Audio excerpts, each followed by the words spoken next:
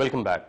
Break پہ جانے سے پہلے امتیاز گل صاحب نے بات کی کہ کچھ لوگ افغانستان کو شاید اپنا قبلہ جانتے ہیں. ہاشم بابر صاحب آپ سے پوچھیں گے وہ کون لوگ ہیں جو افغانستان کو اپنا قبلہ جانتے تھے اور کیا آج بھی وہ آپ کے ملک میں موجود ہیں؟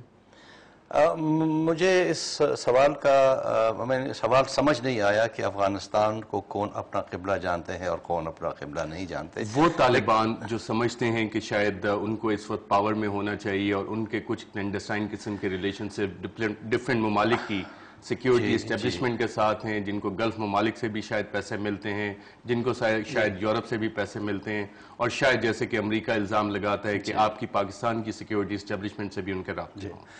بات یہ ہے کہ جب سے ڈان چینل نے اردو کا پروگرام شروع کیے تو میں سمجھتا ہوں کہ ہم جب بیٹھے ہوئے ہیں تو ہم اپنے پروگرام میں جو بات بھی کہیں گے اس طریقے سے کہیں گے کہ عام آدمی اس کو سمجھ پائے.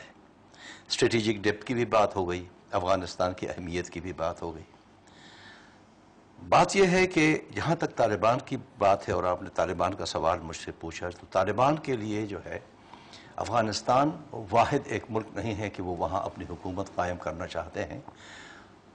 افغانستان طالبان کے لیے ایک سٹیپ ہے، ایک لارڈر ہے.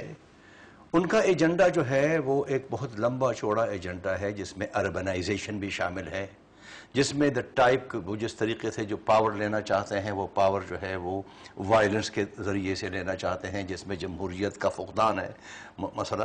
تو میں ان مسائل میں زیادہ تر نہیں آؤں گا. وہ عوام دیکھ چکے ہیں کہ طالبان کا اصل چہرہ کیا ہے. افغانستان میں بھی عوام دیکھ چکے ہیں، پاکستان میں بھی عوام دیکھ چکے ہیں. لیکن ہاشم بابر صاحب ایک دفعہ پھر شاید بات ہو رہی ہے کہ حقانی نیٹ ورک کے کچھ رابطے قائم کیے جائیں، استوار کیے جائیں کہ ان کا افغانستان میں شاید کچھ رول ہو. میں اسی بات کی طرف آتا ہوں جب آپ نے اسٹریٹجک ڈیپتھ کی بات کی. اسٹریٹجک ڈیپتھ کا لفظ بذات خود کوئی برا لفظ نہیں ہے.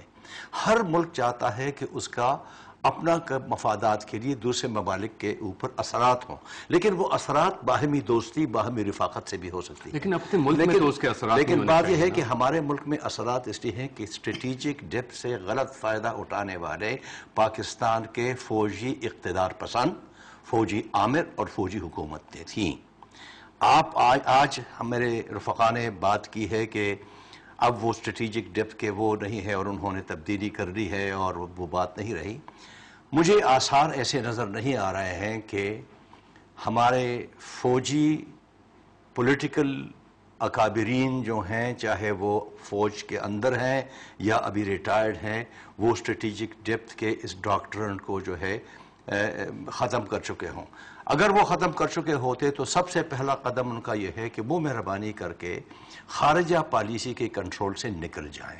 ان کا خارجہ پالیسی پہ بات کریں گے. باقی اس پہ میں آپ سے سوال کروں گا، شاید آپ نے اس پہ خبریں بھی کی ہیں کہ حقانی نیٹ ورک کے ساتھ کچھ رابطوں کی بات ہوئی، ان کا کچھ رول ریکونسیلیشن میں، شاید آپ نے اس طرح کی خبریں بھی کی ہیں. کیا خبریں تھیں وہ؟ حقانی نیٹ ورک جس طرح کہ آپ کو پتا ہے کہ افغانستان میں سب سے مضبوط وارنگ فیکشن ہے. جو امریکہ کا انہوں نے بات کی کہ جی اب گول پوسٹ چینج ہو گئی، اسامہ بن لادن کے بعد اب جلال الدین حقانی کے پیچھے ہیں. وہ اس وجہ سے ہیں کہ جی وہ سب سے زیادہ ان کے وہاں پہ اٹیکس کر رہے ہیں. یا کہاں پہ یہ ساؤتھ ایسٹرن افغانستان میں ہے. Basically they are based. صاحب ساؤتھ ایسٹرن افغانستان میں حقانی نیٹ ورک موجود ہے یا نارتھ وزیرستان میں ان کی موجودگی؟ نہیں دیکھیں، وہ جس علاقے میں ہے اس کو ایسٹرن افغانستان کہا جاتا ہے. وہی جڑا ہوا ہے شمالی وزیرستان کے ساتھ، جنوبی وزیرستان کے ساتھ پکتیکا کا علاقہ جڑا ہوا ہے. ایسٹرن افغانستان سے اپنے عملیات کر رہے ہیں لیکن بیٹھے ہوئے ہیں نارتھ وزیرستان. اس پہ آ رہا تھا کہ نارتھ وزیرستان سے آپریٹ کر رہے ہیں. پاکستان کو اسی لیے پولیٹیکل سپیس حاصل ہے ان کے ساتھ کام کرنے کے لیے، ان کے ساتھ نیگوشیٹ کرنے کے لیے. وہ یہاں سے نارتھ وزیرستان سے آپریٹ کر رہے ہیں. لیکن یہ اس میں جو ایشو سب سے بڑا ہے کہ وہ پاکستان ابھی نے ان کو آفر کیا ہے. کرزئی صاحب سے بات ہوئی کہ ہم آپ کی ان کے ساتھ کرا دیتے ہیں، نیگوسیشنز کرا دیتے ہیں. یونائٹڈ اسٹیٹس نے سب سے پہلے اس کو اپوز کیا.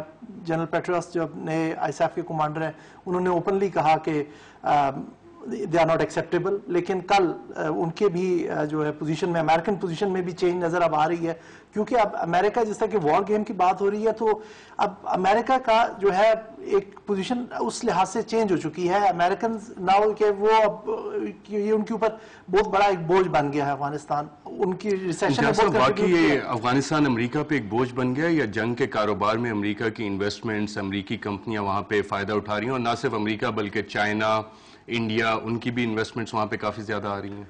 देखिए जी, गुज़िश्ता महीने जो जनरल मैक्रिस्टल को जिन हालात में वहाँ से फारिग किया गया अपनी जिम्मेदारियों से, उससे ज़ाहिर हो रहा था कि किस तरह अमेरिका इस वक्त, अमेरिका की इंतज़ामिया दो लॉबियों में बटी हुई है.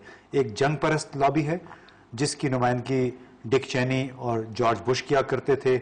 इस वक्त जो दूसरी लॉबी है जिसको नायब सदर जोसेफ बाइडन और ओबामा लीड कर रहे हैं, उनका ये ख्याल है कि हमें सियासी ज़राए से इसका हल तलाश करना चाहिए. तो उसमें जो जंग के कारोबार वाली बात है, मैक्रिस्टल चूंकि जिस हालत में उसने इंटरव्यू दिया था जिसकी बुनियाद पर उसको फारिग किया गया, असल बात उसमें बाहर आ गई थी.